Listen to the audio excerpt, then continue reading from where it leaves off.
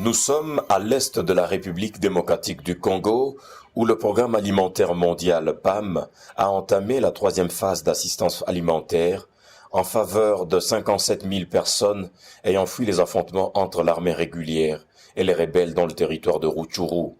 Ces déplacés sont regroupés dans le camp de Kibati, à Kanyaruchinya, localité située à environ 10 km au nord de Goma, chef-lieu de la province du Nord Kivu. C'est à cause des affrontements entre les rebelles du M23 et les gouvernements qui fait que nous soyons ici. Nous avions quitté nos villages depuis le 8 juillet dernier dans le territoire de Rutshuru. Avec un financement de l'Agence américaine pour le développement international, USAID, le PAM a distribué en partenariat avec l'ONG Conseil norvégien pour les réfugiés, NRC, des coupons alimentaires d'une valeur de 741 000 $ américains pour couvrir les besoins alimentaires des bénéficiaires pendant un certain temps. Après diverses recherches, nous avons observé que c'est peut-être effectivement la meilleure réponse d'assister à ces 11 000 ménages de déplacés, de combiner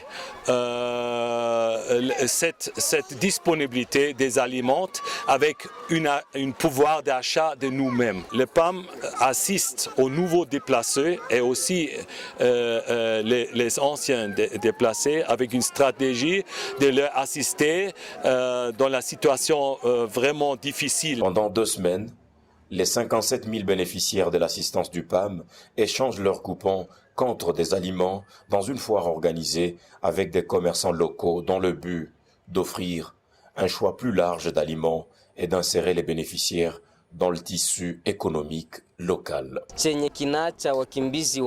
a beaucoup plu aux déplacés de ce système de coupons foire,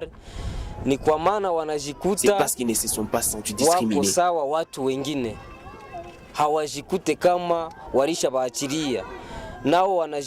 tout le monde pouvait s'acheter de la nourriture de son goût.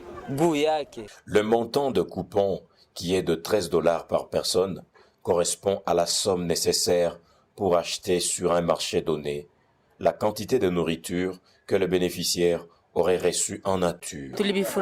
Nous sommes contents parce qu'on nous a recommandé de faire nos achats selon les besoins alimentaires. En arrivant au foire, nous nous sommes sensibilisés d'acheter 3 sortes d'aliments.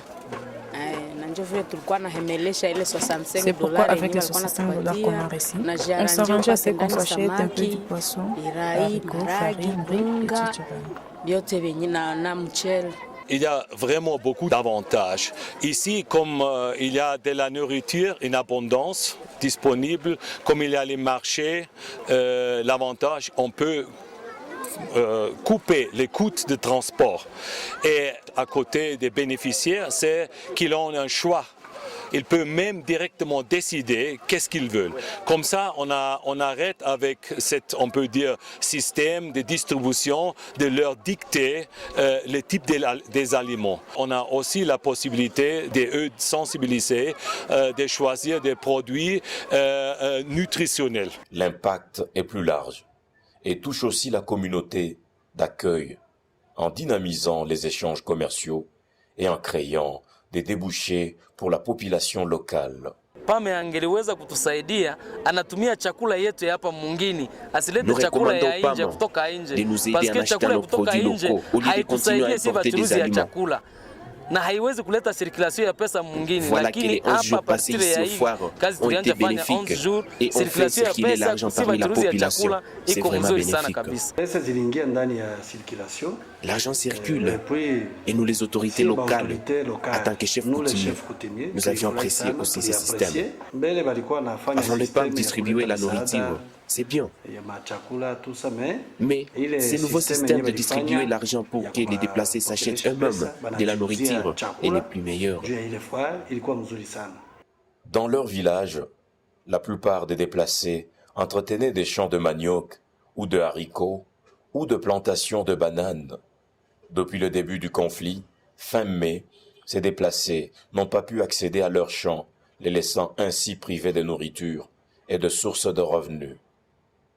Regroupées à Kibati et à Kanyaruchinya, ces familles ont besoin urgent d'aide alimentaire. En réalité, nous ne sommes pas parfaitement financiers et on veut surtout convaincre des bailleurs de nous donner plus de moyens vis-à-vis les résultats que cet nouveau instrument d'assistance dans le secteur sécurité alimentaire produit. Une fois terminée la distribution des vouchers, on veut changer sur une stratégie de résilience. Ça veut dire qu'on insiste que les gens ne restent pas très longtemps ici. Naturellement, c'est une question politique de trouver la paix.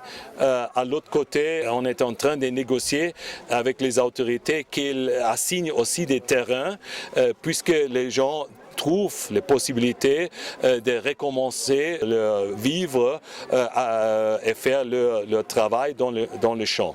Signalons que dans les deux provinces du Nord et Sud Kivu, le PAM nourrit plus de 50 000 personnes ayant fui des affrontements armés entre janvier et juillet 2012.